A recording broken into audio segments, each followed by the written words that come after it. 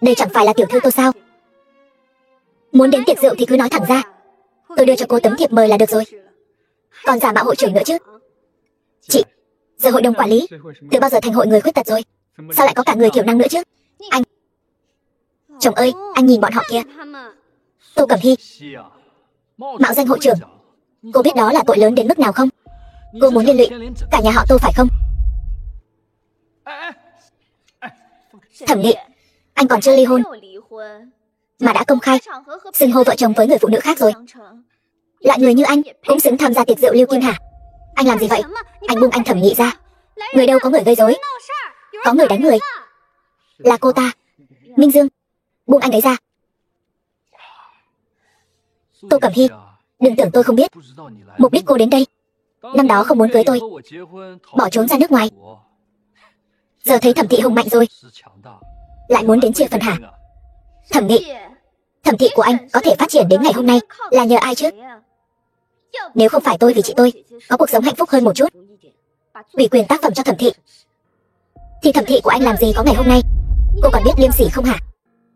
Thẩm thị có thể phát triển đến ngày hôm nay là bởi vì có sự ủy quyền tác phẩm của tôi, Phùng Oanh. Liên quan gì đến cô? Trước khi buổi tiệc rượu bắt đầu, sẽ có nhân viên công ty chúng tôi đặc biệt tổ chức lễ kỷ niệm cho việc nhận được bản quyền thiết kế của dòng Mộng Hồi Vân Cẩm. Vậy mà cô ta lại dám mạo danh tác phẩm của Oanh Oanh vào đúng thời điểm này. Cô mạo danh hội trưởng thì thôi đi, nhưng tôi thật sự không thể khoanh tay đứng nhìn cô mạo danh tác phẩm của Oanh Oanh mà không làm gì cả. Họ Thẩm kia, nhìn Oanh Oanh nhà anh xem, từ cách ăn mặc đến khí chất, có điểm nào giống nhà thiết kế đâu. So với sự thật, họ lại càng tin vào lời nói dối, bởi vì sự thật quá tàn khốc. Tô Cẩm Hy, tôi khuyên cô nên nhanh chóng xin lỗi mọi người. Nếu không thì đừng trách chúng tôi báo cáo lên hội trưởng, đem cô, không, là đem cả Tô ra triệt để loại bỏ khỏi ngành thời trang. Vậy sao? Tôi muốn xem cô định loại bỏ tôi như thế nào. Đuổi bọn họ ra ngoài. Tôi xem ai dám. Tô Cẩm Hy, bây giờ Trần phó hội trưởng đã đến rồi, tôi xem cô còn giả vờ được nữa không. Trần phó hội trưởng, thật ngại quá. Chắc hẳn là tiếng ồn ào bên này quá lớn, đã làm phiền phó hội trưởng rồi. Đều tại tôi không xử lý tốt chuyện nhà. Câm miệng. Tôi thấy người nên bị phong sát là các người mới đúng. Trần phó hội trưởng, ông mời tôi đến đây không phải là để tôi chứng kiến cảnh tượng này chứ. Tô Cẩm Hy, đâu đến lượt cô lên tiếng, còn không tự soi gương xem mình là cái thá gì. Cô còn câm miệng.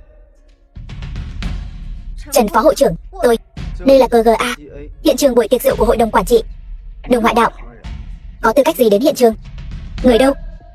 Lôi cô ta ra ngoài cho tôi. Buông tôi ra, Thẩm Nghị ca. Tô tiểu thư, đều tại tôi quản lý không tốt, quy tắc lỏng lẻo mới dẫn đến sự việc hôm nay.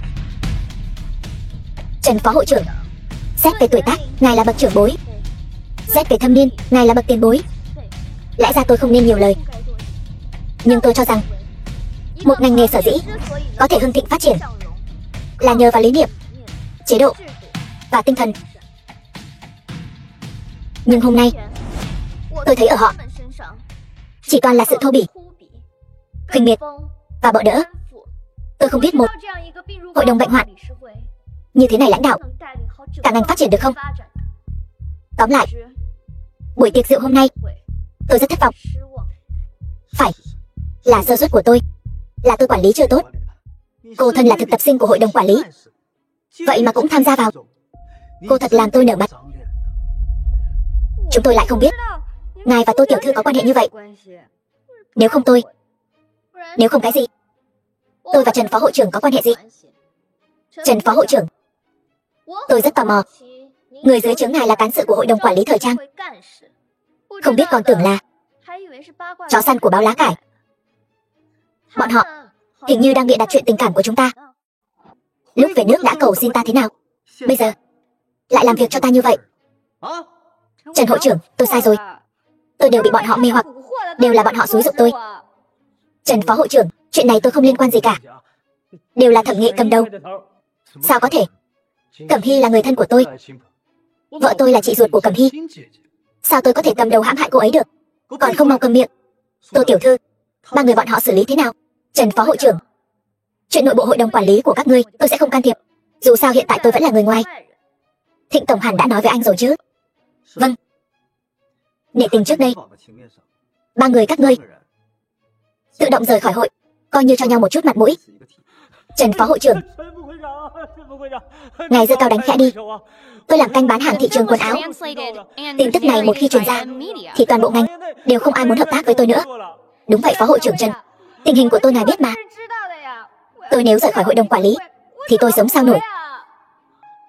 Tô tiểu thư, xin cô nói với Trần phó hội trưởng giúp tôi. 3 năm trước sau lễ trao giải, rất nhiều đối tác kiện tôi vi phạm hợp đồng, yêu cầu tôi bồi thường. Hiện tại tôi đang gánh mấy triệu tiền nợ.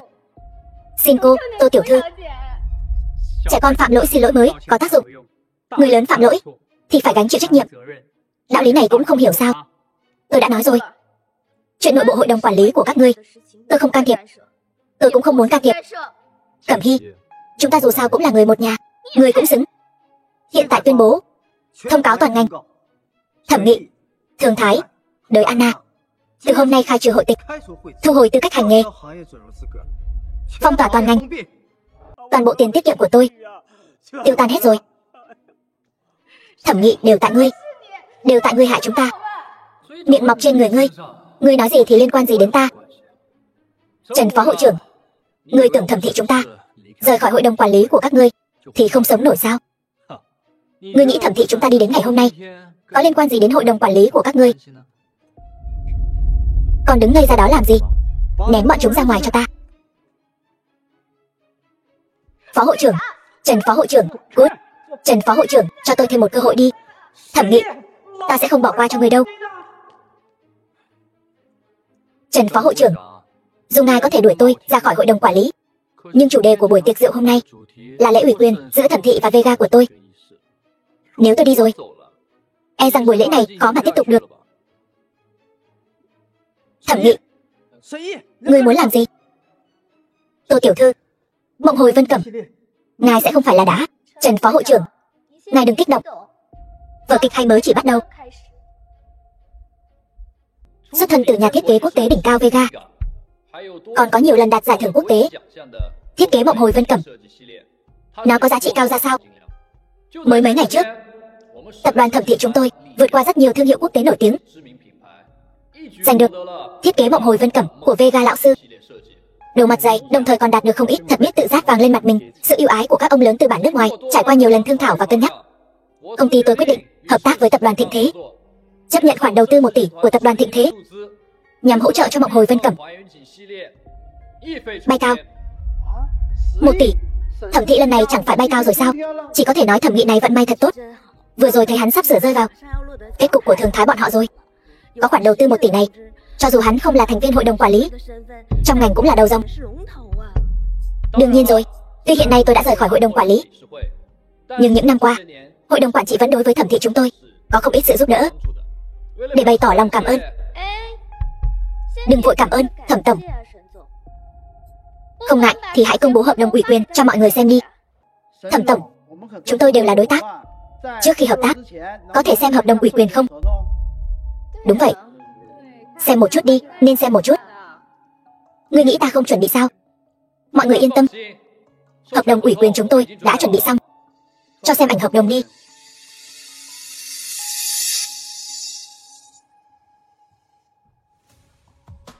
Oanh Oanh không đưa cho anh sao? Thẩm tổng, tôi đã tìm cô Phùng xin rồi, nhưng cô Phùng cô ấy cứ từ chối. Nên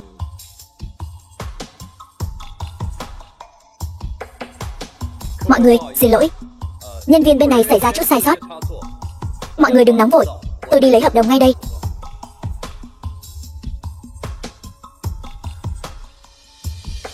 Oanh Oanh, hợp đồng ủy quyền đâu, gửi qua nhanh lên. Tôi cái này, Thẩm Nghị ca, em gửi ngay đây.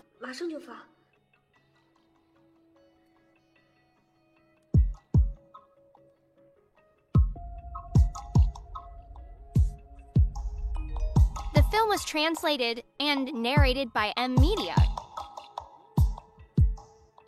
Thẩm tổng, ngài sẽ không phải là căn bản không có được hợp đồng ở đây lừa chúng tôi chứ? Nói bậy. Chuyện này sao chúng tôi lại đem ra đùa được? Công ty tôi hợp tác với Vega đã lâu. Mối quan hệ giữa Oanh Oanh và tôi, mọi người đều biết. Đúng vậy. Quan hệ của Phùng Oanh và anh, mọi người đều rõ. Nhưng anh làm sao chứng minh Phùng Oanh chính là Vega? Tô tiểu thư nói rất đúng. Nếu anh đưa cho nhân viên thì rất phiền. Có thể cho chúng tôi xem điện thoại của anh không? Đúng vậy, ít nhất cũng để chúng tôi an tâm phần nào. Mọi người bình tĩnh đừng nóng. Bình tĩnh nào. Tôi sẽ giúp họ. Phùng Oanh, rốt cuộc cô đang làm cái trò gì? Gửi một cái tệp tin mà khó khăn vậy sao? Tôi xong ngay đây. Xong ngay. Sao lại thế này? Sao vậy? Xong chưa? Tôi đang đứng trên sân khấu, tất cả mọi người đều đang đợi. Thẩm Nghị ca. Xin lỗi. Xin lỗi cái gì? Ký tên mình mà khó khăn vậy sao? Vega từ chối ký. Từ chối ký. Chờ đã, chẳng phải cô chính là Vega sao? Sao? Hợp đồng ủy quyền của anh chuẩn bị xong chưa? Sắp rồi. Đang truyền. Phần mềm của hợp đồng ủy quyền gặp chút vấn đề. Mọi người đợi chút. Không sao cả. Theo tôi được biết, chủ thể của phần mềm ký kết phải là pháp nhân của quý công ty, cũng chính là Thẩm tổng anh. Không cần nhân viên. Đưa hợp đồng lên màn hình lớn. Anh đưa điện thoại cho Trần phó hội trưởng xem. Chẳng phải sẽ rõ ngay sao? Không sai. Tôi tự nhận trong hội đồng vẫn có chút ảnh hưởng. Lời tôi nói, tôi nghĩ mọi người sẽ tin. Tôi, Thẩm tổng, chuyện đơn giản thế này mà anh do dự, trăm phương ngàn kế thoái thác. Rốt cuộc là do vấn đề phần mềm ký kết, hay anh căn bản không có hợp đồng ủy quyền? Hợp đồng tôi đương nhiên có. Chỉ là gì? Tôi thấy anh căn bản là không có hợp đồng ủy quyền. Thẩm tổng, anh sẽ không thật sự không có hợp đồng ủy quyền chứ? Nếu không có ủy quyền, khoản đầu tư chúng ta đã nói trước đó, tôi phải cân nhắc lại kỹ càng rồi. Thẩm Nghị, tôi với tư cách là phó hội trưởng hội đồng quản lý GGA yêu cầu anh công khai hợp đồng ủy quyền Mộng Hồi Vân Cẩm với chức nữ tinh Vega. Mọi người bình tĩnh lại. Bình tĩnh nào. Cho dù bây giờ chúng tôi không có cách nào công bố hợp đồng ủy quyền, chúng tôi vẫn nhận được 1 tỷ vốn từ Thịnh Thế Tập đoàn. Sẽ không ảnh hưởng đến việc hợp tác với mọi người. Đại diện Thịnh Thế Tập đoàn đến.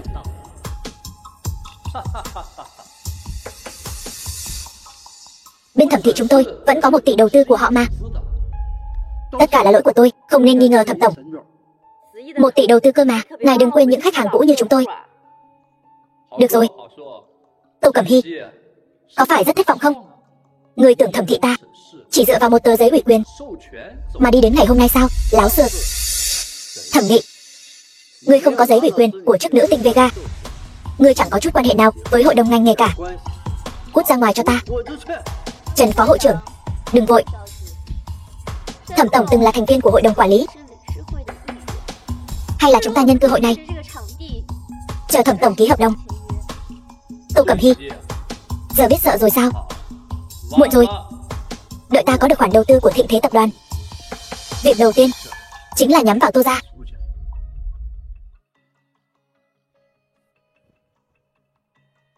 Mấy người cuối cùng cũng đến rồi. Hợp đồng tôi đã chuẩn bị xong cả rồi. Chúng ta ký hợp đồng thôi. Xin lỗi, Thẩm tiên sinh, hợp đồng này chúng tôi e rằng không thể ký được. Tại sao? Là hợp đồng trước có vấn đề gì sao? Chúng ta đều có thể thương lượng mà. Chúng tôi nhận được tin nhà thiết kế chức nữ tinh Vega chưa hề ủy quyền bộ thiết kế Mộng Hồi Vân Cẩm này cho quý công ty. Vì vậy, xin lỗi, không có khoản đầu tư của Thịnh Thế Tập đoàn. Ngươi lấy gì trả tiền hàng cho chúng tôi? Không, trong này nhất định có hiểu lầm. Mọi người nghe tôi giải thích. Thẩm tổng, điều kiện chúng ta đã bàn bạc trước đó. 1 tỷ này là về chi phí vận hành cho dòng sản phẩm Mộng Hồi Vân Cẩm. Ngươi không có giấy ủy quyền, chúng tôi đương nhiên không thể đầu tư. Không, các người không thể làm vậy. Tôi đã chuẩn bị tất cả nguyên liệu rồi. Tiền hàng lên đến 300 triệu. Đó là vấn đề của ngài. Còn nữa, theo hợp đồng đã ký kết, Thẩm thị tập đoàn phải bồi thường cho chúng tôi 500 triệu tiền vi phạm hợp đồng. Nếu không, chúng tôi sẽ kiện quý công ty tội lừa đảo. Không được, các người không thể làm như vậy. Thẩm tổng, xin hãy bình tĩnh. Đây là quyết định của công ty, tôi chỉ truyền đạt lại. Không, tôi không hề vi phạm hợp đồng.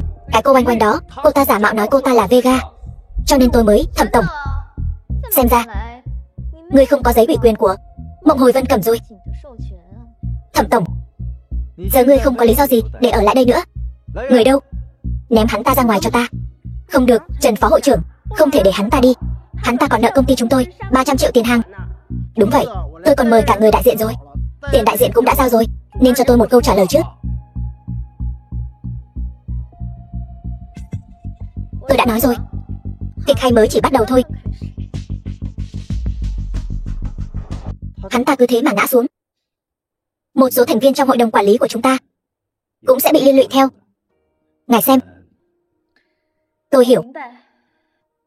Giờ tôi là hội trưởng rồi, tôi sẽ không khoanh tay đứng nhìn mọi người bị tên khốn nạn đó kéo xuống. Hội trưởng, ngài độ lượng rộng rãi, ngài xem chuyện này nên làm thế nào. Yên tâm, tôi sẽ không khoanh tay đứng nhìn đâu. Trần thúc, ông sắp xếp một chút, tôi muốn lên sân khấu. Tuyệt quá, chính ngài ra mặt, tôi liền yên tâm rồi. Mọi người yên lặng nào. Mọi người đều nghe thấy rồi đấy. Cây kéo vàng đã xuất hiện. Tân hội trưởng đã hồi hương. Tuy thẩm thị đã sụp đổ, nhưng chỉ cần có hội trưởng ở đây, ngài ấy sẽ không để mọi người chìm xuống theo thẩm thị đâu. Trần phó hội trưởng, chúng tôi tin tưởng hội trưởng, nhưng ngài ấy đang ở đâu? Đúng, Trần phó hội trưởng, ông không phải đang lừa chúng tôi đấy chứ? Xin chư vị yên tâm, tình hình hôm nay hội trưởng đã sớm lường trước được rồi. Ngài ấy sẽ có sắp xếp tốt hơn. Mời. Trần Triệu, ý của ông là hội trưởng cố ý nhắm vào thẩm thị chúng ta sao?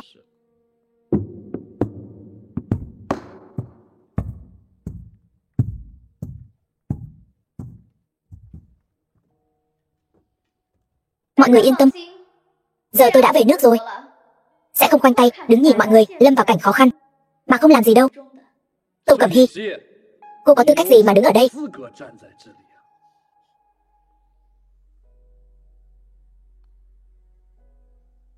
Bằng thứ này, một chiếc USB có thể đại diện cho cái gì?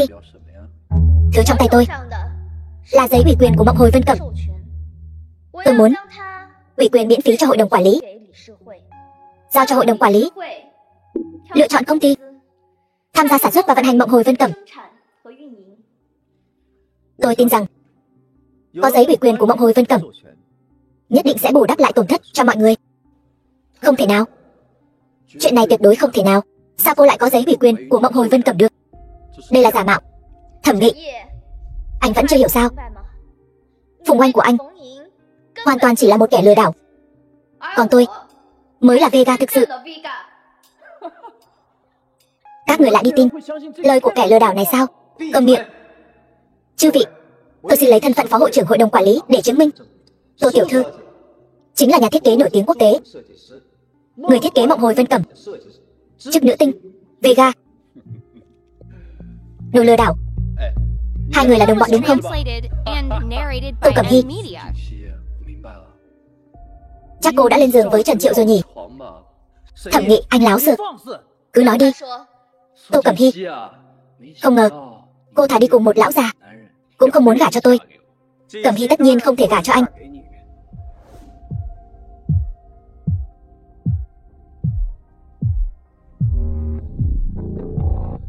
Vì Cẩm Hy chỉ có thể gả cho tôi.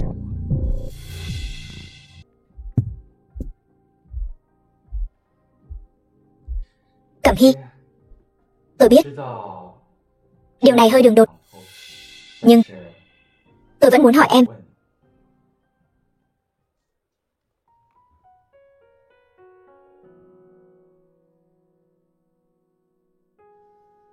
Em có đồng ý gả cho tôi không?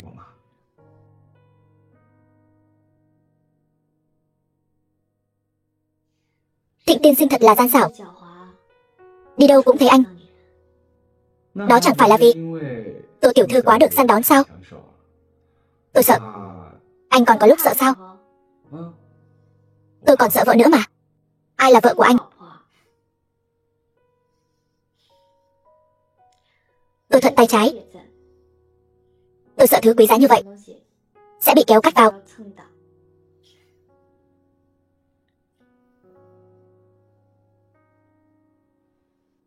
Đứng dậy đi. Nhiều người thế này, nể mặt anh đấy. Vậy tôi phải cảm ơn Thịnh phu nhân rồi. Người lại là gian phu thứ mấy của Tô Cẩm Hy. Tránh ra. Khoảnh khắc tuyệt vời. Luôn có người quấy rầy. Làm phiền Thịnh tiên sinh giải quyết một chút. Rất hân hạnh. Thẩm tổng, vừa rồi anh còn nói muốn tôi đầu tư cho anh. Anh là Thịnh Thế Tập đoàn Thịnh Vân Lan. Âm mưu. Tất cả đều là âm mưu. Đầu tư gì chứ? Ủy quyền gì chứ? Đều là âm mưu của các người. Tô Cẩm Hy, cô thật nhẫn tâm. Thẩm Nghị, đến lúc này rồi anh còn chấp mê bất ngộ sao? Tô Cẩm Hy, để tôi phá sản. Đã lên kế hoạch từ lâu rồi đúng không? Nhưng cô đừng quên, chị gái cô vẫn đang trong tay tôi. Nếu tôi phá sản, cả đời này đừng hòng gặp lại Tô Tĩnh Hoa. Thẩm Nghị, tôi cho anh cơ hội cuối cùng. Giao chị tôi ra. Cho dù tôi có ngủ, cũng phải ôm chị cô ngủ chung. Đừng lo, tôi nhất định sẽ thay cô tìm lại chị gái cho cô. Tôi thấy đến đây thôi. Chờ đã. Tôi còn một việc muốn tuyên bố. Đưa lên đây. 3 năm trước, hai người các ngươi đã đắc tội với Cẩm Hy. Lúc đó tôi đã tha cho các ngươi một lần, nhưng hôm nay sẽ không dễ dàng như vậy đâu. Thịnh tổng, xin ngài tha cho tôi đi. Thịnh tổng, chúng tôi đều bị tên Thẩm Nghị vừa rồi xúi giục, cho nên chúng tôi mới. Cho nên các ngươi phải trả giá. Tô tiểu thư, thật xin lỗi, thật sự xin lỗi. Nếu tôi bị hội đồng quản lý khai trừ, thì công ty của tôi sẽ phá sản. Cô cứ coi tôi là tên cặn bã nợ nần chồng chất, như một cái rắm. Thả ra. Tô tiểu thư, tôi đã nợ rất nhiều rồi, giờ lại bị đuổi khỏi hội đồng quản lý. Sau này tôi thật sự không còn đường nào để đi nữa rồi. Xin lỗi. Ý của Thịnh tổng tôi không thể can thiệp được. Yên tâm đi, vấn đề nợ nần của các người không cần phải cân nhắc nữa rồi. Lời Anna phải không? Cô đã mạo danh tác phẩm của Cẩm Hy để tham gia cuộc thi, để vào được hội đồng quản lý, còn giả mạo cả bằng cấp. Thường Thái, anh làm thương mại bao nhiêu năm nay, trốn thuế, số tiền rất lớn. Hai người các ngươi đều phải trả một cái giá rất lớn. Đem đi. Xin hãy cho tôi thêm một cơ hội nữa. Thịnh tổng, tha cho tôi đi, tôi không muốn ngồi tù. Thế nào? Hả dạ chưa? Trong mắt anh, tôi chỉ là một người nhỏ nhen, độc ác như vậy sao? Vậy Thịnh phu nhân, chúng ta đi thôi. Anh thật nhạt nhẽo. Đều tại cô. Oanh oanh. Con sao vậy? Bà con xong rồi. Tất cả là tại Tô Cẩm Hy đó. Con mất hết tất cả rồi. Thẩm Nghị đá con rồi hả? Con chỉ lừa anh ta một lần thôi mà. Con cũng không phải cố ý. Tên khốn nạn vong ân bội nghĩa đó, uổng công con đã giúp hắn ta rất nhiều. Oanh oanh, không sao đâu. Ba đã tìm cho con một lối thoát mới. Lối thoát mới? Đúng vậy. Chỉ cần lần này con nắm bắt được cơ hội, sẽ có thể dẫn dắt Phùng gia chúng ta bay cao. Lát nữa con gặp hội trưởng, miệng ngọt ngào một chút là được. Vega chính là hội trưởng. Vậy là con trở thành đồ đệ của Vega, chính là đồ đệ của tân hội trưởng. Ba, vậy là con có thể trả thù rồi. Con chỉ có chút bản lĩnh đó thôi sao? Con không quan tâm. Con nhất định phải khiến Tô Cẩm Hy đó trả giá. Được, con hãy cùng ba đến phòng khách đợi. Lát nữa hội trưởng chắc chắn sẽ đến. Vậy đi nhanh lên thôi. Tỷ tỷ uống trà.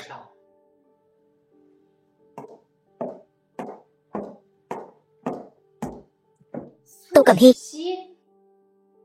sao cô lại ở đây? Tỷ tỷ tôi đi đâu? Không cần phải báo cáo với cô đâu. Sao lại có thể quên mất con cá lọt lưới này chứ? Tô Cẩm Hy, ở đây cũng không có ai khác, sao cô còn giả vờ nữa?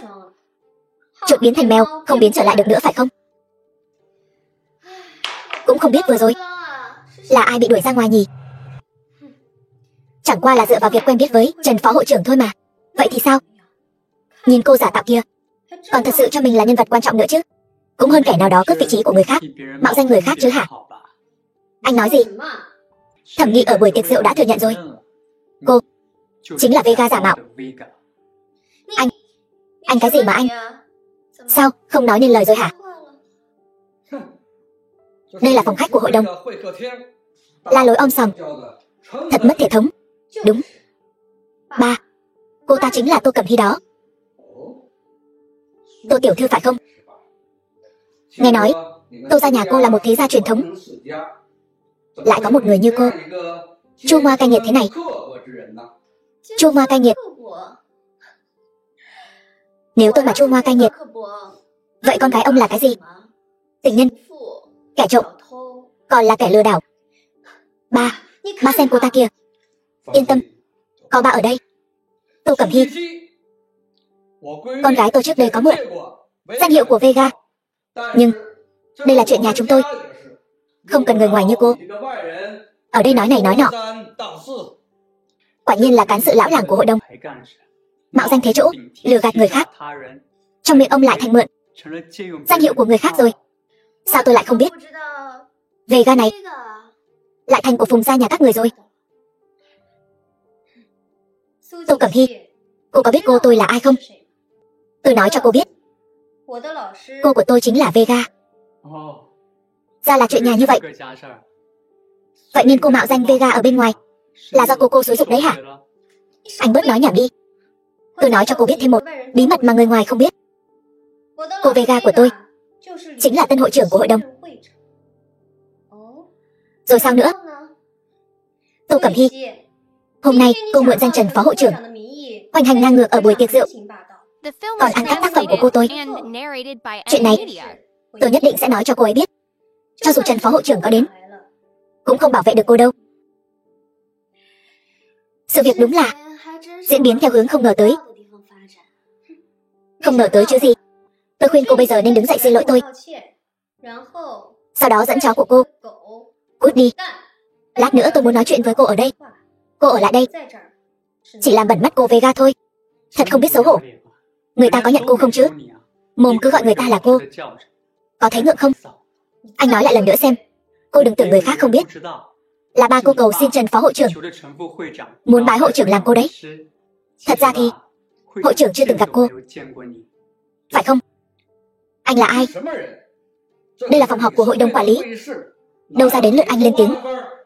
Là con gái ông tự ý mạo danh Vega, còn muốn bái người ta làm sư phụ, không sợ bị vạch mặt tại chỗ hả? Anh, tôi liều mạng với anh.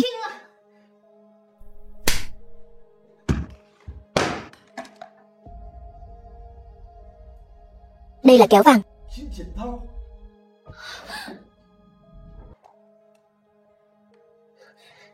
Đừng lại đây. Con gái, đây là kéo vàng được ban tặng đấy.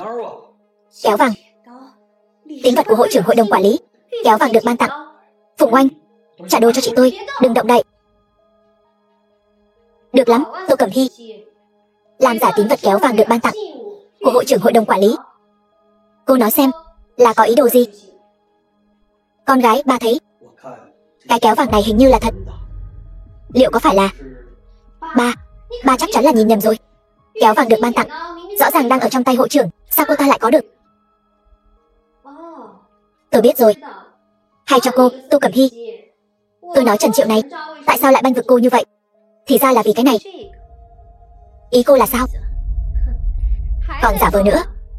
Trước đây không có hội trưởng, một mình Trần Triệu một tay che trời. Bây giờ hội trưởng mới đến, Trần Triệu vì muốn giữ quyền lực liền cấu kết với cô làm giả tín vật, chính là muốn mạo danh hội trưởng để đoạt quyền, đúng không? Cô cười cái gì? Phim cung đấu thật sự hại người không ít. Bị tôi nói trúng rồi chứ gì. Bây giờ tôi sẽ đập nát cái đồ giả này, xem cô và Trần Triệu còn cấu kết thế nào nữa. Dừng tay. Anh làm gì vậy? Đừng lại đây. Phùng Vân, ông xem con gái ông nuôi dạy kia. Phó hội trưởng Trần, nghe tôi giải thích đã. Không cần giải thích nữa. Trước là ở tiệc rượu, mạo danh thân phận Vega, bây giờ lại muốn phá hủy tín vật của hội trưởng chúng tôi. Kéo vàng. Chủ hội đồng quản lý chúng tôi nhỏ bé, không chứa nổi hai vị đại Phật cha con này.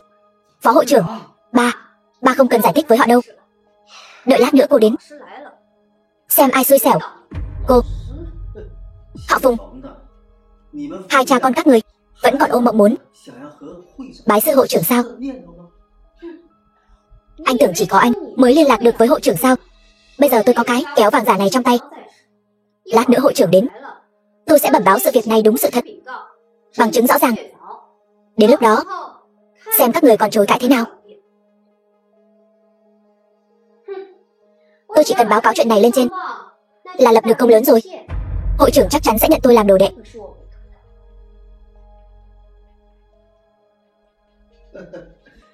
Thật nực cười. Không ngờ kẻ ngu xuẩn xấu mặt như vậy lại xuất thân từ hội đồng quản lý của chúng ta. Trần Triệu, nếu bây giờ ngươi nhận sai, ta còn có thể ở trước mặt hội trưởng che giấu cho ngươi một chút. Con gái, ba, rốt cuộc ba đang sợ cái gì? Trần phó hội trưởng, tôi nghĩ không cần giấu nữa, nói cho họ biết đi. Vâng. Tên họ Phùng kia, mấy hôm nay ngươi không phải vẫn luôn hỏi ta hội trưởng là ai sao? Bây giờ ta sẽ nói cho ngươi biết. Vị này chính là hội trưởng mới của hội đồng quản lý chúng ta, nhà thiết kế thời trang quốc tế hàng đầu Vega, Tô tiểu thư, lại còn là hội trưởng hội đồng quản lý thời trang KGA. Cô ta mà là hội trưởng, sao lại ở nước ngoài như chó mất chủ, lang thang 5 năm trời? Ngươi giữ mồm miệng cho sạch sẽ. Ta nói sai sao? Đều là tại các ngươi. Ta vất vả nỗ lực 3 năm, rõ ràng sắp sửa trở thành thẩm phu nhân rồi. Bây giờ tất cả đều bị các ngươi hủy hoại. Nỗ lực? Ngươi cũng xứng dùng từ nỗ lực sao? Ngươi mạo danh, ăn cắp thiết kế của người khác, phá hoại gia đình người khác. Ngươi cũng xứng sao? Vậy cũng hơn cái loại leo lên giường lão già như ngươi. The film was translated Minh Dương. and narrated by M Media. Sao nào? Chọc trúng chỗ đầu của ngươi rồi hả? Lão già này che chở ngươi như con gái ruột. Ngươi nói ngươi không leo lên giường hắn, mà mới tin. Ngươi thật là... Cút. Ta không nên đồng ý với ngươi để con gái ngươi gặp hội trưởng. Hối hận rồi. Muộn rồi. Lát nữa hội trưởng đến, ta nhất định phải cho ngươi biết thế nào gọi là hối hận không kịp. Không cần đợi nữa. Ngươi có ý gì? Cho ngươi xem thứ này. Thấy quen không?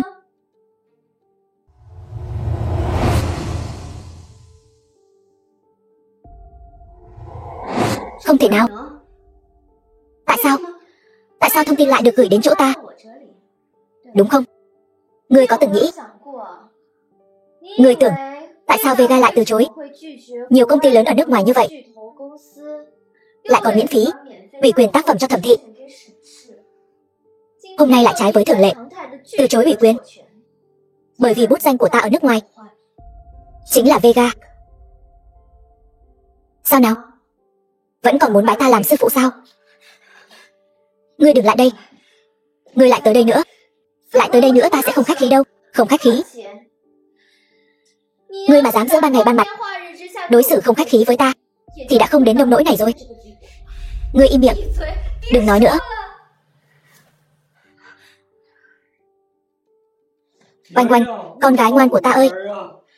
Trần phó hội trưởng, có một câu anh nói đúng. Anh không nên sắp xếp để chúng ta gặp mặt. Tô Cẩm Hy, cho dù cô là hội trưởng thì đã sao? Cô chỉ là đứa con gái bị Tô gia vứt bỏ. Tô gia sẽ không đồng ý cho cô kế thừa kéo vàng. Họ chỉ coi cô như một món quà để đem tặng người khác đổi lấy lợi ích. Cũng giống như việc gả cô cho Thẩm Nghị.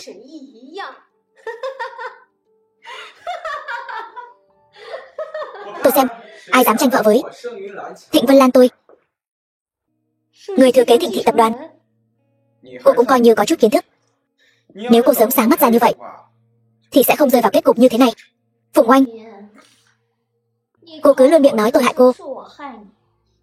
Nhưng ngay từ đầu, tôi và cô và Thẩm Nghị chưa bao giờ là người cùng đường. Cầm miệng. Tô Cẩm Hy, thật ra chúng ta đều giống nhau. Chỉ là người đàn ông tôi bám víu là Thẩm Nghị, còn cô bám víu Thịnh Vân Lan. Cô nghĩ rằng mỗi người đều giống như cô sao? Chức nữ tinh Vega, vị thế trong lĩnh vực thiết kế thời trang quốc tế là Cẩm Hy, từng chút một, dựa vào tài năng của bản thân và nỗ lực phấn đấu mới có được. Cô tỉnh lại đi.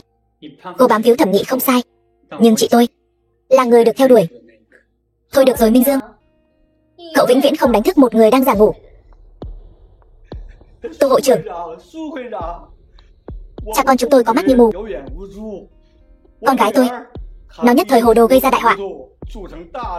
Ngài hãy rộng lượng tha thứ cho nó. Phùng cán sự, tôi hy vọng ông làm rõ một việc, là con gái ông mạo danh tôi ở bên ngoài lừa gạt người khác. Nó phải chịu hình phạt của pháp luật. Tô hội trưởng, chỉ cần cô tha cho oanh oanh nhà chúng tôi nguyện ý trả bất cứ giá nào. Phùng cán sự, những việc Phùng Oanh làm ở Thẩm gia đã hại Thẩm gia suýt phá sản. Cho dù tôi có thể tha cho nó, thì Thẩm Nghị có thể tha cho nó sao? Chúng tôi vừa nhận được báo án, trong này có người tình nghi lừa đảo. Ai là Phùng Oanh? Mời đi theo chúng tôi. The film was translated and narrated by M Media. Mỗi lần anh đều đến kịp thời như vậy, có phải vô ý không? Sao lại bị thương nặng vậy? Để tôi.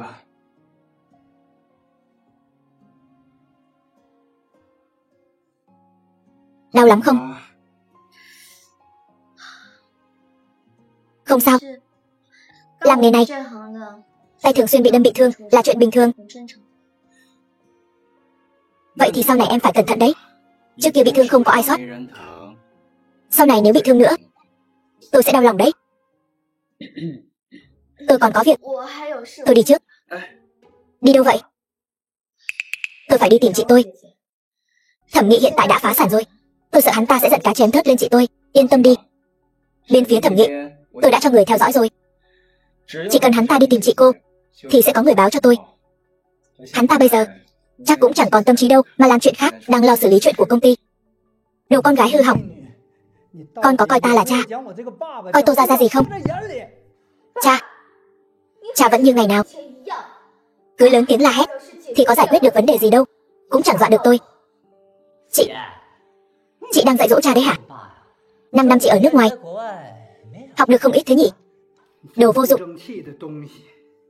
Ta từng coi con là niềm hy vọng của Tô gia chúng ta, không ngờ còn lại sa đọa đến mức này. Đạo nhái mạo danh thế thân, con để Tô Quần Thanh ta sau này còn mặt mũi nào trong ngành này nữa. Năm đó nếu không phải vì chị thì bây giờ người chịu khổ ở Thẩm gia có thể là con rồi. Tô Cẩm Hy, người không xứng đáng nhắc đến chị tôi. Đủ rồi.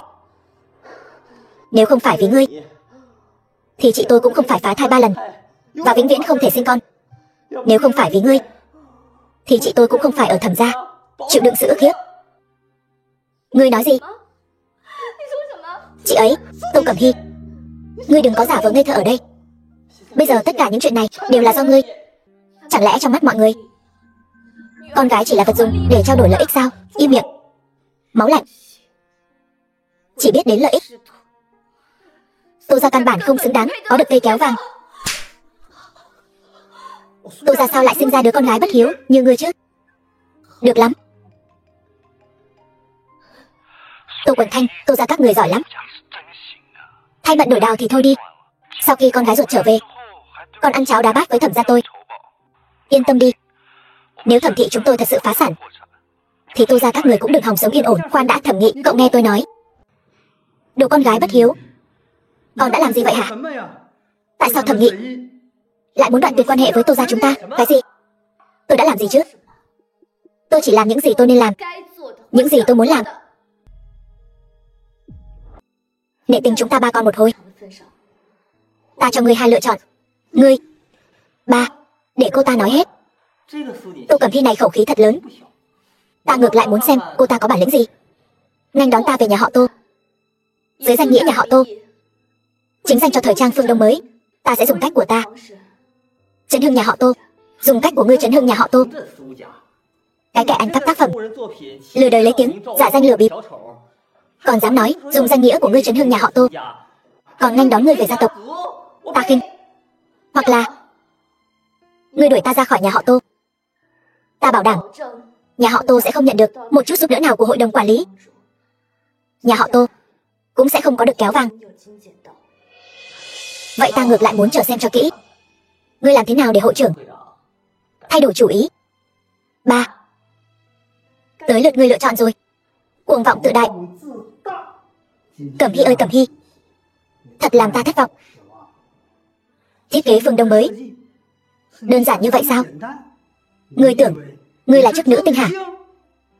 Ta chính là Vega. Ngươi là Vega. Nhìn bộ dạng bây giờ của ngươi xem, có điểm nào giống như Vega có thể thiết kế ra tác phẩm như Mộng Hồi Vân Cẩm? The film was translated and narrated by M Media. Ta hiểu rồi. Ngăn cản ta trở về nhà họ Tô không phải là lý niệm và trình độ, mà là thành kiến.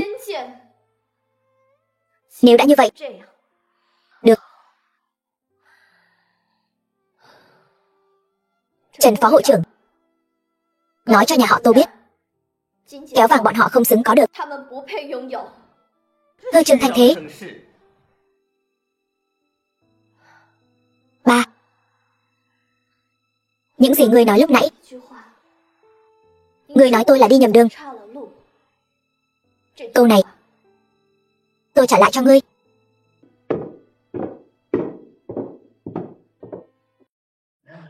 Tô đại ca. Trần phó hội trưởng, có lỗi tiếp đón chậm trễ, ngồi đi. Tôi không ngồi đâu. Tôi đến là để nói với anh. Hội trưởng ấy hả? Hôm nay không đến nữa. Không có việc gì khác. Hội trưởng không muốn bàn với Tô gia về chuyện kéo vàng nữa rồi. Cái gì? Sao có thể như vậy được? Trần phó hội trưởng, có phải có hiểu lầm gì không? Không có hiểu lầm gì đâu. Đây cũng là do hội trưởng đích thân dặn dò. Tôi biết rồi. Nhất định là vì chuyện của Tô Cẩm Hy, đúng không? Trần phó hội trưởng, anh nhất định phải nói rõ với hội trưởng. Tô Cẩm Hy, chúng tôi đã đuổi nó ra khỏi Tô gia rồi. Cái gì? Đuổi ra khỏi Tô gia rồi? Đúng vậy. Trần phó hội trưởng, chúng ta quen biết nhau bao nhiêu năm rồi, anh nhất định phải giúp tôi. Tô đại ca ơi Tô đại ca, nếu là chuyện khác, tôi nhất định sẽ giúp anh. Chuyện này, anh đã sai rồi. Hơn nữa, còn sai rất nghiêm trọng. Chẳng lẽ trong này có ẩn tình gì sao? Hồ đồ. Tô đại ca, anh thật là hồ đồ. Hội trưởng ấy hả? Chính là con gái ruột của anh, Tô Cẩm Hy đó. Cái gì? Cẩm Hy, nó lại là hội trưởng sao? Không thể nào. Cẩm Hy là hội trưởng, điều này tôi có thể làm chứng. Kéo vàng này là do cô ấy phát hiện ở nước ngoài và mang về. Lần này chính là muốn đưa kéo vàng trả lại Tô gia.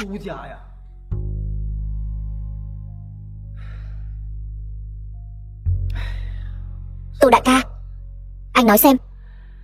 Cẩm Hy là con gái ruột của anh, lời cô ấy anh không nghe, anh lại đi nghe những lời gièm pha. Một chuyện tốt đẹp như vậy để anh làm hỏng hết. Cẩm Hy lại là hội trưởng, khó trách cô ấy lại nói như vậy. Ba, con không phải nói chị con ở yến tiệc mạo danh chức nữ tinh sao? Cẩm Hy ngoài thân phận hội trưởng, cô ấy còn một thân phận khác. Cô ấy còn là người khai sáng phong cách phương Đông mới, nhà thiết kế hàng đầu thế giới, chức nữ tinh Vega. Cái gì? Vậy nói như vậy, những tác phẩm của cô ấy trong buổi tiệc rượu không phải mạo danh, thật sự là của cô ấy. Tôi đã nói hết những gì cần nói với mọi người rồi. Còn về sau, nhà họ Tô các người nên xử lý như thế nào? Tô đại ca, mọi người tự mình suy nghĩ cho kỹ đi.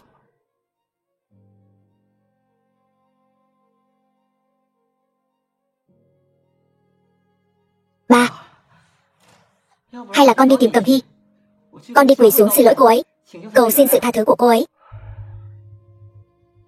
Vô dụng. Chuyện Cẩm Hy quyết định sẽ không hối hận. Nhưng ba, nhà họ Thẩm bây giờ đã trở mặt với chúng ta rồi. Kéo vàng là hy vọng cuối cùng của nhà họ Tô chúng ta. Nếu không có kéo vàng, vậy thì nhà họ Tô chúng ta tiêu đời rồi. Kéo vàng. Tôi lại làm mất kéo vàng lần thứ 2 rồi. Nhà họ Tô lần này e là thật sự sẽ bị hủy hoại trong tay tôi. Nếu không phải vì nó, Thẩm thị hôm nay sẽ không có nhiều vấn đề như vậy. Người rốt cuộc muốn làm gì? Làm gì? Nhà họ Tô các người bây giờ hại ta ra nông nỗi này. Thẩm thị bây giờ đã tiêu rồi, nhưng ngươi vẫn còn cứu được. Ta có thể cầu xin Cẩm Hy, nó sẽ tha cho ngươi. Tô Tĩnh Hoa. Tỷ tỷ ta là Tô Tĩnh Hoa. Các ngươi tránh ra. Phu nhân chưa từng nói cô ấy có muội muội nào. Út xéo. Thẩm Nghị. Cái đồ xúc sinh. Giọng của Tĩnh Hoa tỷ là tỷ tỷ ta. Các ngươi tránh ra. Rượu mời không uống lại muốn uống rượu phạt.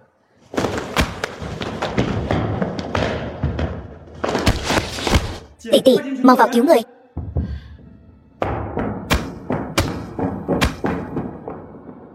Thẩm Nghị. Cái đồ xúc sinh. Cẩm Hy. Tỷ tỷ. Tô Cẩm Hy. Thẩm Nghị. Dù sao tỷ tỷ ta cũng gả cho ngươi 5 năm, ngươi lại đối xử với tỷ ấy như vậy sao? Tô Cẩm Hy, hôm nay tất cả những chuyện này đều là do chính tay ngươi gây ra. Nếu không phải ngươi hãm hại ta, ta làm sao lại đối xử với tỷ tỷ ngươi như vậy? Cẩm Hy, ngươi mau đi đi. Đừng lo cho ta. Hôm nay ngươi tự chui đầu vào lưới rồi. Ngươi không phải vẫn luôn tìm tỷ tỷ ngươi sao? Được, hôm nay ngươi ở lại. Ta thả nàng ta đi. Ngươi nằm mơ. Cẩm Hy, mau đi đi. Cút ngay. Tỷ tỷ. Thẩm Nghị, ngươi có chuyện gì thì nhắm vào ta. Đừng động vào tỷ tỷ ta. Là ngươi nói đó. Tỷ tỷ. Không sao chứ? Tỷ tỷ đều tại ta, khiến tỷ chịu uất ức rồi. Không trách muội, chỉ cần thấy muội sống tốt, ta liền yên tâm rồi. Đều tại ta, đều tại năm đó ta quá ích kỷ. Muội nói gì vậy? Muội quên rồi sao? Là ta chủ động thay thế muội. Nhưng ta không ngờ hắn lại đối xử với tỷ như vậy. Không sao, ta đã trở về rồi. Sau này ta sẽ không để tỷ chịu uất ức nữa.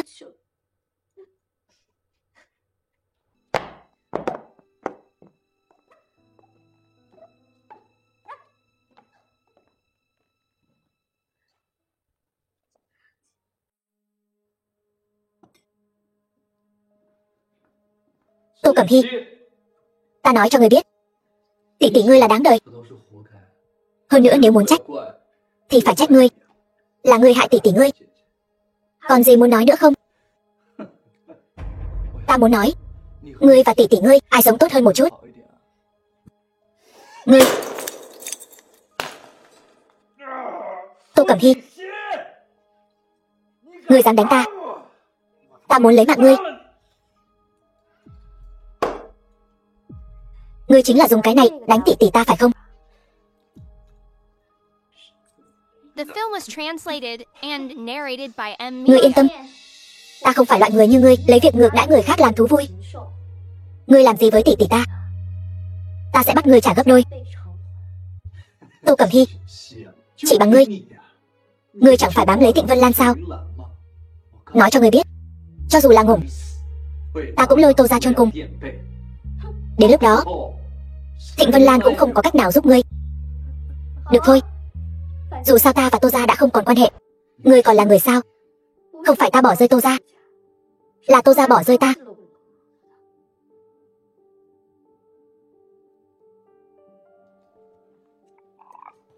Thẩm Nghị, ngươi nên may mắn bây giờ là xã hội pháp trị. Nếu không, ta nhất định tự tay lấy mạng ngươi. Thả hắn ra.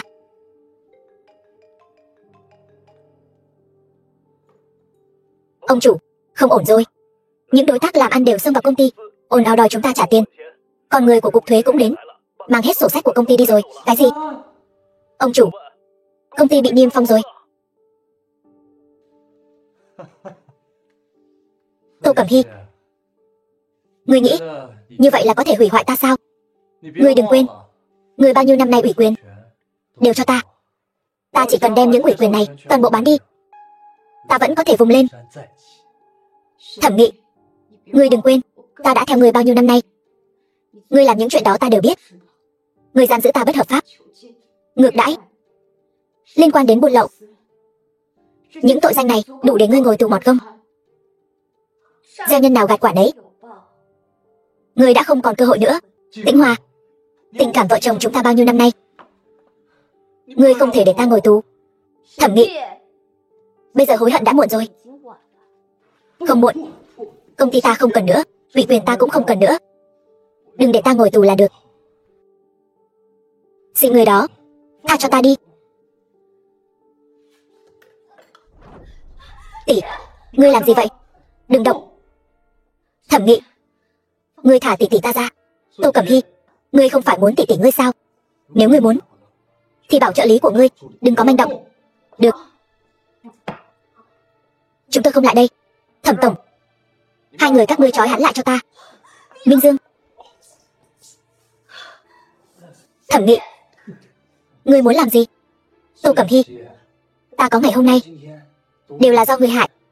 Ngươi không phải muốn tỷ tỷ của ngươi sao? Được thôi, ta thả nàng ta đi. Ngươi thay nàng ta.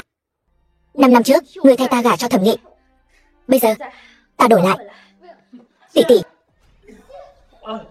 Tô Cẩm Hy, ta đã nói với ngươi rồi, cho dù là ngủ, ta cũng muốn ngủ cùng ngươi. Thẩm Nghị. Vân Lan, thả Cẩm Hy ra. Thịnh Vân Lan, ngươi cuối cùng cũng tới rồi. Thẩm gia phá sản, ngươi cũng lập không ít công. Hôm nay thù mới nợ cũ cùng tính toán. Cẩn thận. Vân Lan, Cẩm Hy. Vân Lan.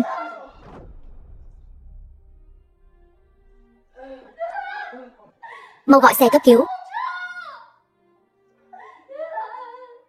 Alo. Tỷ, tỷ đã trông suốt đêm rồi, để ta làm cho. Vân Lan không tỉnh, ta chẳng muốn đi đâu cả. Minh Dương, ngươi thay ta chăm sóc tỷ ta thật tốt. Thẩm Nghị hiện tại đã phá sản, ta sợ hắn sẽ gây bất lợi với tỷ ta. Được, tỷ. Vậy tỷ cẩn thận.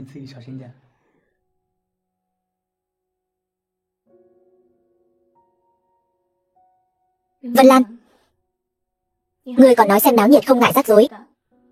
Bây giờ thì hay rồi. Ta thừa nhận, ngươi thành công rồi. Từ cái nhìn đầu tiên ngươi gặp ta, ngươi đã muốn gây sự chú ý của ta. Bây giờ ngươi làm được rồi. Trong mắt ta toàn là ngươi. Vân Lan, ta nói ngươi có nghe thấy không? Bình thường ta đuổi cũng không đi, bây giờ sao ngươi không nói gì? Ngươi mà không nói gì nữa, ta thật sự đi đấy. Thịnh Vân Lan, ngươi nói gì đi chứ? Ngươi tỉnh lại đi. Ngươi mà không tỉnh ta thật sự đi đấy. Thịnh Vân Lan.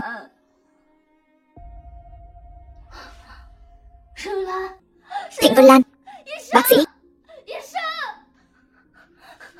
Bác sĩ, anh ấy tỉnh rồi, mau xem. Cậu ấy vẫn chưa tỉnh, nhưng đã qua cơn nguy kịch rồi. Cảm ơn bác sĩ.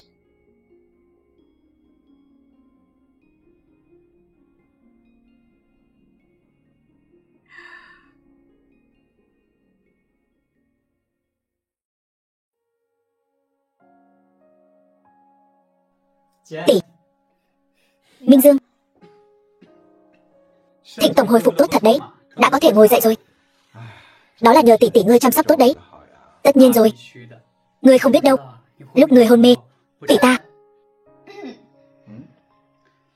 Tỷ ngươi làm sao? Không có gì.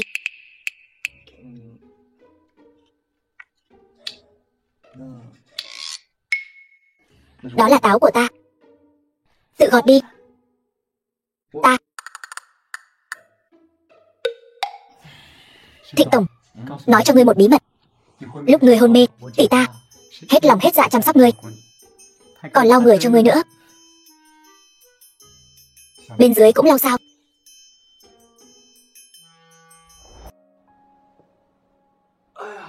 Rót cho ngươi cốc nước. Cuối cùng cũng xuất viện rồi. Cẩm Hy, ngươi ra tay cũng quá tàn nhẫn rồi đấy. Chẳng phải tại ngươi sao? Ở bệnh viện lại còn sờ soạn ta. Nếu không thì vết thương làm sao mà rách ra được, phải nằm viện thêm mấy ngày.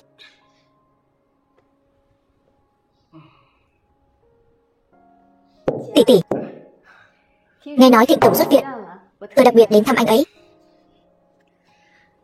Tỷ tỷ, mấy hôm nay tôi ở bệnh viện chăm sóc Vân Lan, không thể đến thăm tỷ, tỷ sẽ không trách tôi chứ? Sao lại trách em được? Thật ra lần này Thịnh tổng bị thương đều là tại tôi. Nếu không phải vì tôi, hai người cũng sẽ không tìm đến thẩm nghị. Tĩnh Hòa tỷ, tỷ là tỷ tỷ của Cẩm Hy, tự nhiên cũng là tỷ tỷ của tôi. Tỷ nói vậy khách sáo quá. Đúng vậy tỷ tỷ, chúng ta là người một nhà mà. Đúng rồi, lần này tỷ đến đây chắc không phải là để thăm Vân Lan đâu nhỉ? Cẩm Hy, vậy tôi nói thẳng luôn, hiện giờ Tô gia đang rất khó khăn. Họ bảo tỷ đến đây hả? Không, từ sau lần em rời khỏi Tô gia đã mất tất cả tài nguyên của hội đồng quản lý. Thêm vào đó, việc thẩm thị phá sản đã ảnh hưởng đến Tô gia. Bây giờ Tô gia, tỷ tỷ, việc thẩm thị phá sản không chỉ ảnh hưởng đến mỗi Tô gia. Hơn nữa, tài nguyên của hội đồng quản lý cũng không phải một mình tôi quyết định, nhưng hội trưởng là em mà. Họ nói với tỷ hả? Cẩm Hy, dù sao đi nữa, máu chảy trong người em vẫn là máu của Tô gia. Tỷ, tôi đã cho họ một cơ hội rồi, là tự họ không cần. Tĩnh Hòa tỷ, tỷ đừng nhìn tôi. Nếu là chuyện khác thì thôi, nhưng chuyện của Tô gia, tôi chỉ có thể nghe theo Cẩm Hy. Tỷ quá là mềm lòng, nên họ mới lợi dụng tỷ. Nhưng Cẩm Hy, tỷ, từ 20 năm trước, khi đánh mất kéo vàng, Tô gia đã bắt đầu suy tàn rồi. Nếu không phải tỷ gả vào Thẩm gia, có được nguồn vốn, thì Tô gia đã phá sản từ lâu rồi. Cẩm Hy, tôi thật sự không thể trơ mắt coi Tô gia phá sản. Tỷ nói đi, rốt cuộc Tô gia muốn gì? Họ muốn bản quyền của Mộng Hồi Vân Cẩm.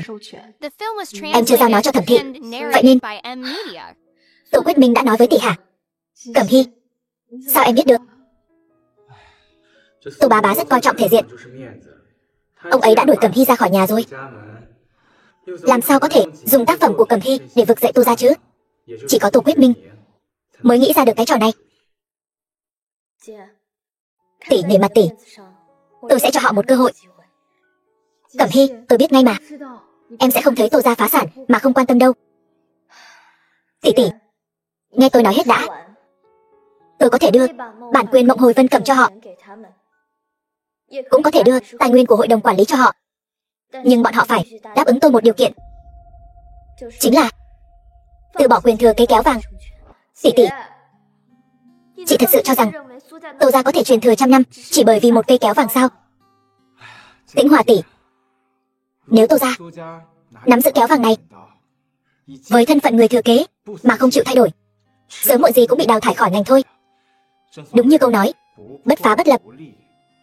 Cẩm Hy cũng là đang giúp hắn đấy. Tôi hiểu rồi, tôi sẽ chuyển lời cho họ. Tỷ, dù không có Tô gia thì vẫn còn có tôi, yên tâm đi.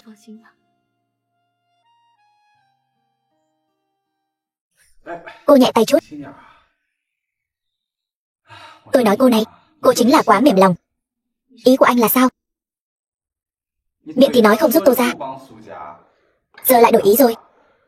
Tôi làm vậy là vì tỷ tôi, nếu không thì ma mới thèm giúp họ.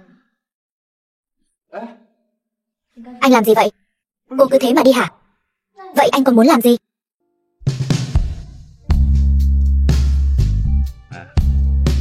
Tôi nghe hết rồi nhé. Lúc tôi hôn mê, cô không ít lần sàm sỡ tôi phải đòi lại đấy. Anh quên vết thương rách ra thế nào rồi hả? Ngủm dưới hoa mẫu đơn, làm quỷ cũng phong lưu. Đừng nói là vết thương rách ra, cho dù có bị thêm một nhát nữa tôi cũng cam tâm tình nguyện.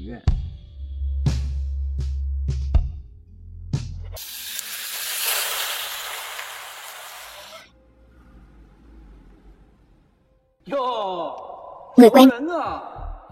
Thẩm Nghị, sao anh lại ở đây? Đây chẳng phải là Tô hộ trưởng sao? Phùng Oanh, cô không phải. Rất thắc mắc tại sao tôi không sao chứ. Tiếp thật. Thẩm Nghị tha thương tôi. Rút đơn kiện rồi.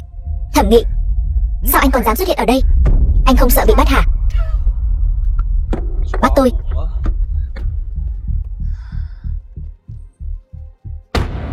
Tôi đâu có phạm pháp. Hôm đó vô tình làm Thịnh tổng bị thương. Anh có thể kiện tôi bất cứ lúc nào. Luật sư của tôi đã chuẩn bị sẵn tài liệu bảo lãnh rồi. Hơn nữa tôi còn trả hết tất cả các khoản vay rồi, bao gồm cả 500 triệu của Thịnh tổng. Anh bán hết bản quyền của Vega rồi hả? Lần này tôi ra nước ngoài đã chuyển nhượng toàn bộ bản quyền cho tập đoàn hàng xa xỉ hàng đầu thế giới 7V. Người nước ngoài đó hào phóng thật. 3 tỷ, một xu cũng không bớt. Anh biết tại sao lúc trước tôi không bán tác phẩm của mình cho nước ngoài không? Anh có biết những doanh nghiệp nước ngoài này khi có được thiết kế của Trung Quốc có nghĩa là gì không? Thịnh Vân Lan, anh đừng có giả vờ làm người yêu nước ở đây. Bọn Thịnh thị của anh cũng kiếm bộn tiền với doanh nghiệp nước ngoài đấy chứ. Đúng. Tô Cẩm Hy, nếu cô yêu nước đến thế thì còn du học làm gì? Phương Đông mới cái gì chứ? Vớ vẩn. Treo đầu dê bán thịt chó. Không nói với các người nữa, chúng tôi phải đi ký hợp đồng với tập đoàn 7V rồi. Hẹn gặp lại.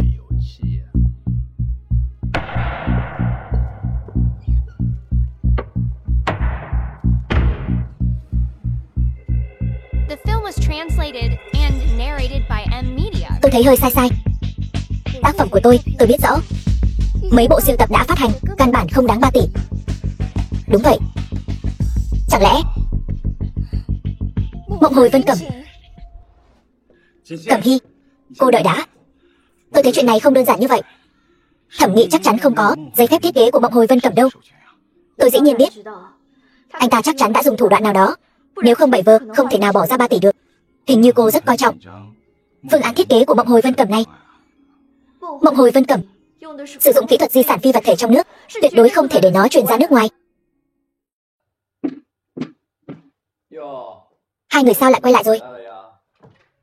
Muốn chứng kiến tôi ký hợp đồng với 7V sao? Tô Cẩm Hy, cô lại định đánh chủ ý lên 3 tỷ của anh Thẩm Nghị nữa chứ? Thẩm Nghị, anh căn bản không có giấy phép của Mộng Hồi Vân Cẩm. Tô Cẩm Hy, giờ cô đã nhận ra rồi sao? 3 tỷ này bao gồm cả giấy phép của Mộng Hồi Vân Cẩm. Tôi đoán quả nhiên không sai. Nhưng anh phải biết rằng tôi chính là chức nữ tinh Vega. Chỉ cần tôi còn ở đây, anh không có quyền bán giấy phép của Mộng Hồi Vân Cẩm. Tô Cẩm Hy, cô cũng đừng có lừa tôi. Cô chẳng phải muốn biết tôi dùng cách gì để thuyết phục với 7V sao?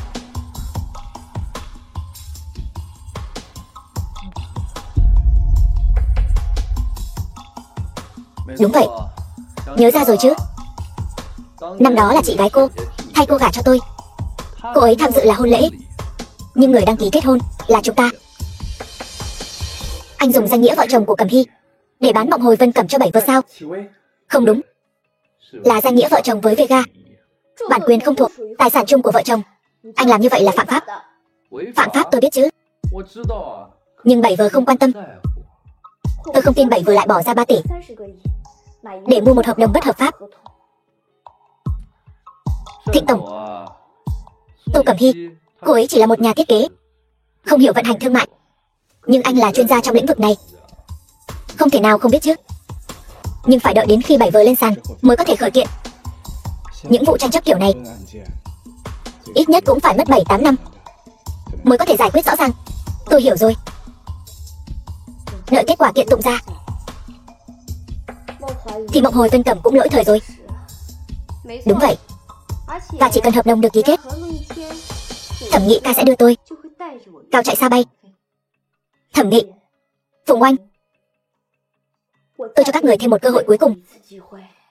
Chỉ cần các người không bán bản quyền Mộng Hồi Vân Cẩm, tôi có thể bỏ qua chuyện cũ.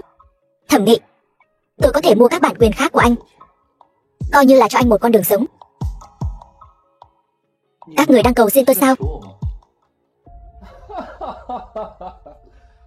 Tổng giám đốc Thịnh Thị Tập đoàn và hội trưởng hội đồng quản lý thời trang đang cầu xin tôi.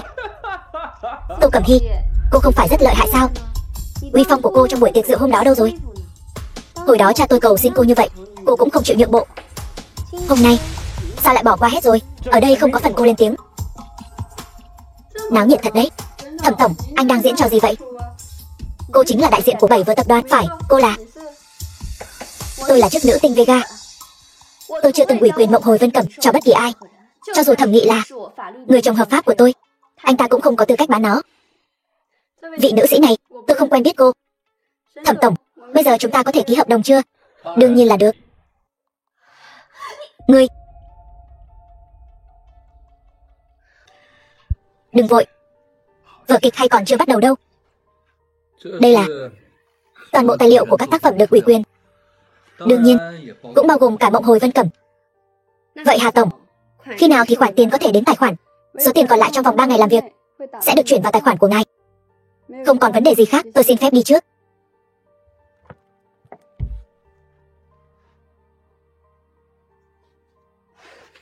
Ba tỷ.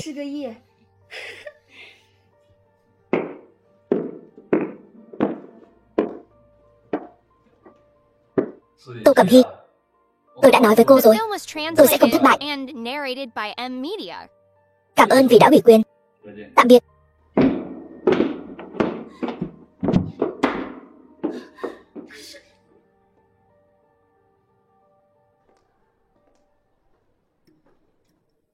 Các người là ai? Muốn làm gì? Thẩm Nghị phải không? Anh hiện đang bị tình nghi làm giả giấy ủy quyền, lừa đảo 7 vợ tập đoàn. Mời anh hợp tác điều tra với chúng tôi. Thẩm Nghị ca, chuyện này yên tâm đi, không sao đâu. 7 vợ tập đoàn sẽ không thừa nhận chuyện này đâu. Nếu không, việc họ có được giấy ủy quyền sẽ chẳng còn ý nghĩa gì nữa. Anh sai rồi. Chính 7 vợ tập đoàn đã báo cảnh sát. Nhất định là cô. Tô Cẩm Hy, là cô báo cảnh sát đúng không? Tô Cẩm Hy, bây giờ cô báo cảnh sát cũng vô dụng thôi. 7 vợ tập đoàn bây giờ sẽ không thừa nhận đâu. Nếu không, tại sao họ lại mua giấy ủy quyền trong tay tôi chứ? Anh làm đấy hả? Tôi đã nói rồi, là 7 vợ tập đoàn báo cảnh sát. Anh nợ người ta 3 tỷ. Anh nghĩ hắn ta sẽ bỏ qua cho anh sao? Anh nói bậy. Trước khi Thẩm Nghị ca bán cho họ, đã nói rõ ràng rồi. Đó là hợp tác, không phải lừa đảo gì cả. Thẩm Nghị ca, anh nói gì đi chứ? Tiền của tôi có thể tùy tiện, muốn lấy là lấy được sao? Hơn nữa, anh nghĩ hôm nay anh còn đi được sao?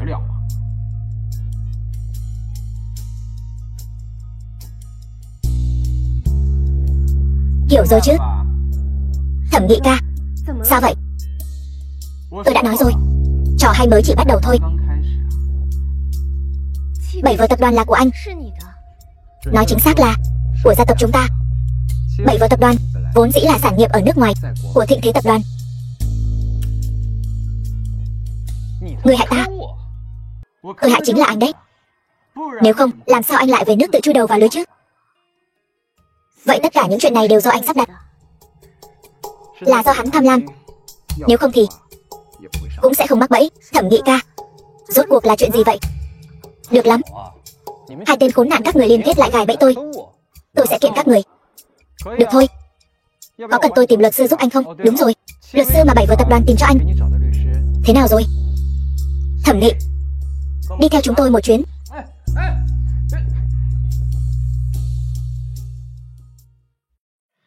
Thẩm Nghị bị bắt rồi.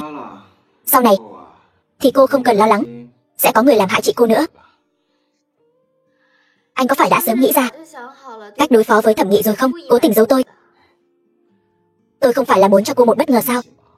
Nếu tôi nói cho cô biết, lỡ cô để lộ thì sao? Anh chính là cố tình muốn xem tôi mất mặt. Hội trưởng, cuối cùng ngài cũng đến rồi. Theo yêu cầu của ngài, tổ chức hội đồng quản lý thống nhất đấu thầu, ủy quyền cho Mộng Hồi Vân Cẩm. Thế nhưng kết quả này, kết quả gì? Kết quả là công ty GG đã giành được ủy quyền của ngài. Cái gì? Công ty GG là công ty nước ngoài, sao có thể tham gia đấu thầu nội bộ của hội đồng quản lý được? Là cán sự Phùng. Tất cả đều là vì chuyện của Phùng Oanh nên ghi hận chúng ta. Cho nên hắn đã câu kết với công ty GG. Công ty GG ra tiền, lấy danh nghĩa của hắn lại mở thêm một công ty. sau đó gia nhập hội đồng quản lý, giành được ủy quyền. Hội trưởng, công ty GG sắp sửa tổ chức họp báo rồi. Hắn còn liên hệ với những người máu mặt trong ngành ở nước ngoài, nói là muốn dựa vào Mộng Hồi Vân Cẩm để mở cửa thị trường trong nước. Không sao, cùng lắm là lấy tiền đốt thị trường. Cần bao nhiêu tiền, Thịnh Thế tập đoàn chúng tôi sẽ hỗ trợ. Đây không chỉ đơn thuần là vấn đề cạnh tranh thị trường. Công ty nước ngoài giành được Mộng Hồi Vân Cẩm, điều này có nghĩa là sản phẩm của các doanh nghiệp nước ngoài đã vượt qua doanh nghiệp trong nước. Đều tại tôi là tội nhân. Tội nhân của lịch sử và văn hóa. Thay vì ở đây chờ đợi, chi bằng chúng ta trực tiếp nhanh chín. Đừng nhìn tôi như vậy, Cẩm Hy. Chẳng lẽ cô muốn nhận thua sao? Hơn nữa, lại còn thua chính mình. Ý gì vậy? Cô là nhà thiết kế xuất sắc nhất mà. Mộng Hồi Vân Cẩm chính là tác phẩm xuất sắc nhất của cô. Đúng vậy, hội trưởng. Nếu nói có người có thể thiết kế ra một tác phẩm thiết kế hơn cả Mộng Hồi Vân Cẩm, vậy người đó chính là cô. Mộng Hồi Vân Cẩm là tác phẩm hoàn mỹ nhất tôi mất mấy năm thời gian sáng tạo ra. Muốn tối ưu nó trong thời gian ngắn vượt qua nó, căn bản là chuyện không thể. Cẩm Hy, ủ rũ như vậy không phải phong cách của cô. Vâng, hội trưởng. Phương Đông mới này suy cho cùng chính là sự kế thừa văn hóa. Chúng ta không thể ở đường đua Phương Đông mới thua người nước ngoài. Cẩm Hy, cô biết vì sao tôi yêu cô từ cái nhìn đầu tiên không? Chính là vì sự tự tin của cô. Còn nhớ năm đó, lúc gặp cô ở hội trường, tôi đã chú ý tới khí chất tự tin mạnh mẽ của cô. Tôi tin cô có thể làm được.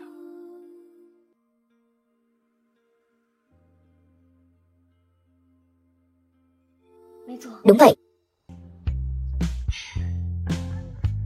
Chú Trần, tôi muốn dùng danh nghĩa của mình thành lập một thương hiệu Phương Đông mới. Đến lúc đó, phiền chú chạy một chuyến. Vâng. Vậy tên thương hiệu là gì? Gọi là Hoa Cẩm Tư. Được, tôi sẽ đi làm ngay.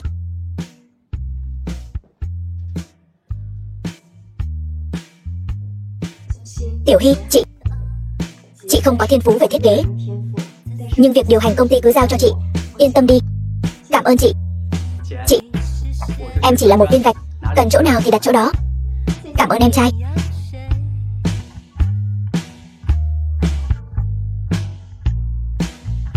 Hoa Cẩm Tư.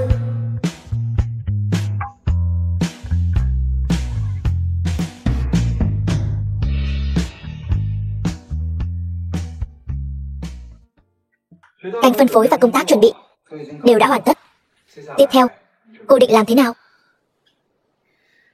Chúng ta hiện tại đang làm chỉ là công tác chuẩn bị một số biện pháp phòng ngừa cần thiết, nhưng thứ thật sự có thể giáng đòn mạnh vào GC nhất định là thực lực của chúng ta. Ý cô là thiết kế mới. Nhưng theo tôi được biết, 7 giờ vào cuối tháng sẽ tổ chức buổi họp báo và sẽ xuất hàng. Điều này cũng có nghĩa là thời gian dành cho chúng ta chỉ có nửa tháng thôi. Nửa tháng, thời gian này căn bản không đủ. Hơn nữa, thông thường thì một thiết kế tốt, cho dù là nhà thiết kế giỏi cỡ nào, từ thiết kế đến thành phẩm rồi đến sản xuất hàng loạt, ít nhất cũng phải mất 2 tháng. Huống chi là một bộ thiết kế. Bây giờ căn bản là không đủ. Vì vậy tôi không định bắt đầu lại từ đầu. Ý gì? Theo tôi thấy, nếu GG vừa mới tổ chức xong buổi ra mắt sản phẩm, phát hiện thiết kế mình nhận được đều là bản chưa hoàn thiện, thì biểu cảm sẽ ra sao? Vậy thì thú vị rồi đấy. Tôi có tin tức là GG đã đầu tư 1/3 nguồn lực vào Mộng Hồi Vân Cẩm.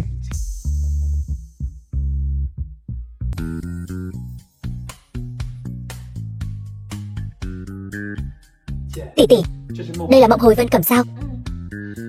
Chính xác mà nói, là toàn bộ tài liệu của Mộng Hồi Vân Cẩm. Đây là bản vẽ tôi sáng tạo và hoàn thành trong vòng 5 năm. Tỷ, ý này là sao? Mộng Hồi Vân Cẩm hoàn toàn do một mình tôi thực hiện. Vì vậy, không thể tránh khỏi có một số suy đoán chủ quan. Tôi muốn mời một vài nhà thiết kế để cho tôi một vài ý tưởng, nhưng mà những nhà thiết kế thông thường thì họ cũng chẳng thể đưa ra ý kiến hữu ích nào đâu. Còn những nhà thiết kế hàng đầu thì họ có chịu làm mấy việc lặt vặt này không? Tô đại tiểu thư ra lệnh một tiếng, tìm vài nhà thiết kế, chẳng phải dễ như trở bàn tay sao? Trần phó hội trưởng đã giao những bản vẽ này cho những nhà thiết kế được chọn lọc, cùng nhau đưa ra ý kiến. Tôi tin sẽ sớm hoàn thành thôi.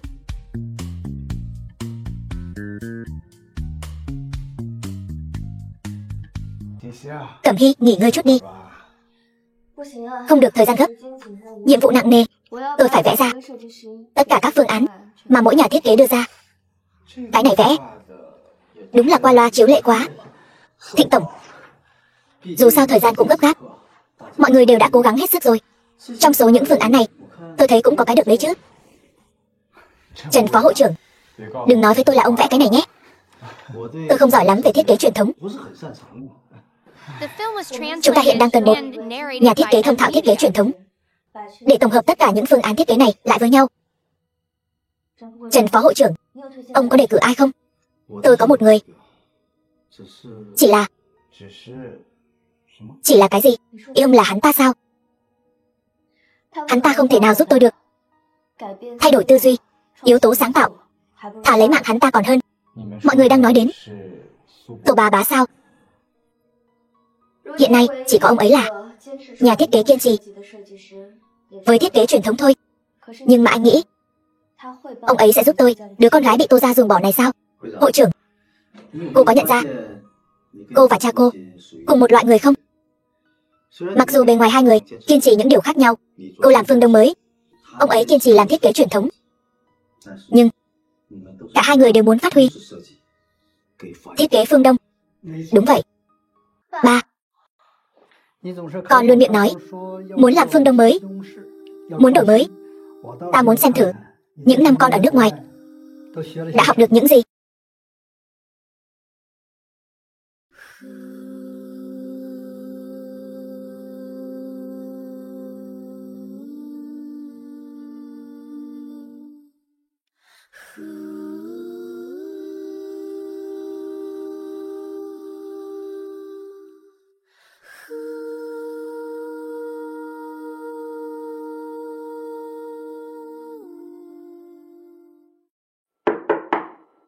Ai vậy?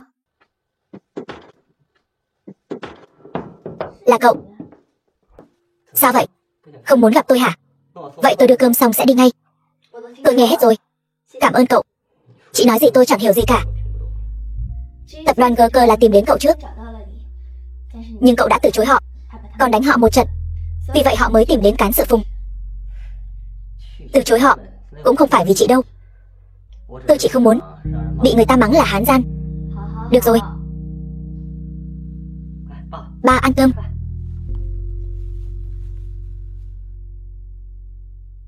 Của chị. Đừng có làm mất mặt nền văn hóa 5.000 năm của chúng ta, nếu không tôi không tha cho chị đâu. Biết rồi.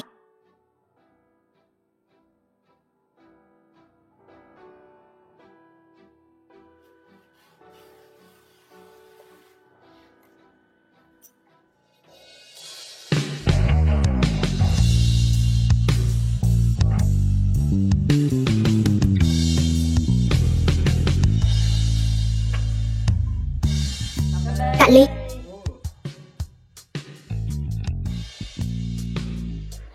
Chị, chúng ta thật sự làm được rồi.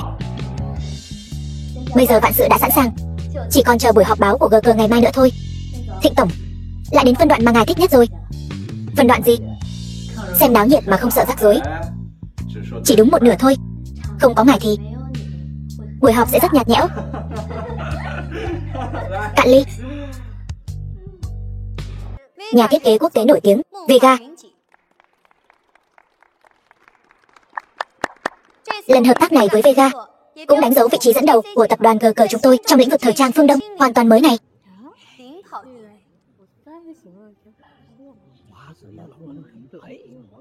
Sao vậy? Cái gì? Sao có thể như vậy được? Phùng tổng, thiết kế của công ty họ đã được công bố trên trang chính thức rồi. Cửa hàng trực tuyến và cửa hàng truyền thống cũng đã bắt đầu bán đồng bộ. Sao trước đây tôi không nhận được tin tức gì vậy? Chuyện này, Phùng tổng, chúng tôi vừa nhận được tin Vega đã thành lập thương hiệu riêng của mình, Hoa Cẩm Tư, và nhắm vào Mộng Hồi Vân Cẩm. đã cho ra mắt sản phẩm thiết kế hoàn toàn mới. Ngài nghĩ sao về việc này? Phùng Tổng, xin hỏi ngài có biết gì về tin tức kết hôn của Thịnh Vân Lan, người thừa kế tập đoàn Thịnh Thế, và nhà thiết kế Vega không? Sản phẩm mới của Hoa Cẩm Tư, về cả thiết kế lẫn chất lượng, đều vượt xa công ty của ngài. Xin hỏi Phùng Tổng, sản phẩm mới của công ty ngài có sức cạnh tranh như thế nào trong lĩnh vực thiết kế phương Đông mới này? Ngài có bao nhiêu tự tin không? Những câu hỏi mọi người đặt ra đều không liên quan đến buổi họp báo lần này của chúng tôi. Vẫn mong mọi người có thể tập trung sự chú ý vào Mộng Hồi Vân Cẩm. Phùng Tổng, theo tôi được biết, tập đoàn Thịnh Thế đã đầu tư vào Hoa Cẩm Tư và quảng bá trên toàn cầu. Xin hỏi, điều này có ảnh hưởng gì đến Mộng Hồi Vân Cẩm không?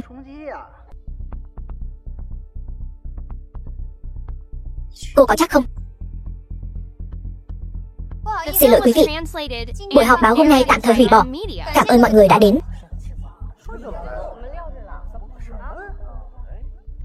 Thật là, lúc đầu là các người chủ động liên lạc với tôi mà. Sao có thể đổ hết trách nhiệm lên tôi được? Đủ rồi. Lần này GK chúng ta đầu tư mấy tỷ độ sông độ biển rồi, giá trị thị trường cũng bốc hơi mấy chục tỷ.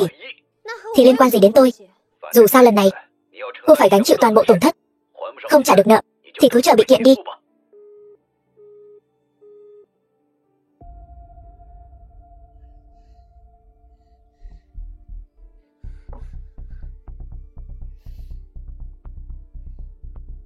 Lần này về nước cũng được nửa năm rồi. Nhanh vậy sao? Phải. Lần này về làm ầm ĩ quá rồi đấy. Anh đang trách tôi sao? Đâu dám trách em. Tự dưng tuyên bố kết hôn làm mẹ tôi giật cả mình. Cứ nằng nặc bắt tôi về nhà giải thích cho bà ấy. Vậy anh còn quay lại không? Dĩ nhiên là sẽ quay lại rồi. Tôi vẫn chưa cưới em mà. Ai thèm gả cho anh chứ? Chỉ mong anh đi cho khuất mắt, không muốn nhìn thấy anh nữa. Được. Vậy trước khi tôi đi có việc phải làm. Việc gì vậy? Lúc trước em sàm sỡ tôi bao nhiêu? Tôi vẫn chưa đòi đủ đâu.